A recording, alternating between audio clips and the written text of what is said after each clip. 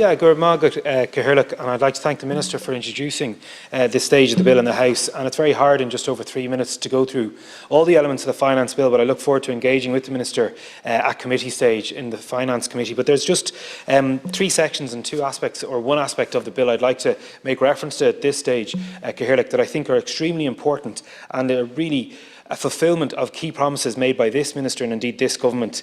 for quite some time. And they're quite clearly positive for workers, and that is the widening of the tax bands. And I think it's really encouraging to see in Section 6 of the bill to see the fact that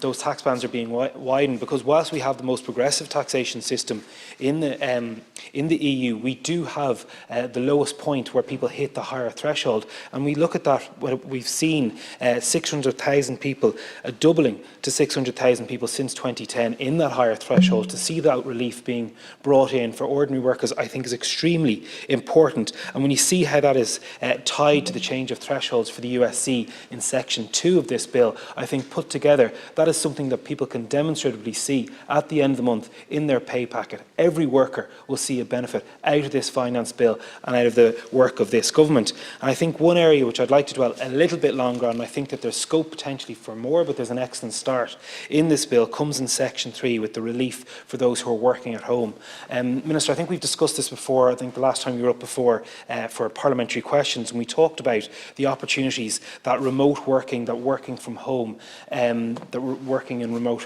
hubs presents for every worker across the country, not just those who are rural Ireland, but particularly those in my very much a suburban constituency, to have that opportunity, perhaps for the blended format, where if they have to come into the workplace or the office place 2 or 3 days a week, they still have the facility and the benefits of working remotely for the rest of the week, but also for those who have been able to experience and have been able to prove over the last very bad 18 months of the pandemic that working remotely and working from home can and does work. I think we've seen a genuine revolution in the thought space in relation to remote working, and I think we have to take every opportunity, Minister, that is presented to us, opportunities that have come out of very difficult situations, to seize the potential that remote and home working offers for everyone across this island in a range of really key sectors. It can be used as a tool to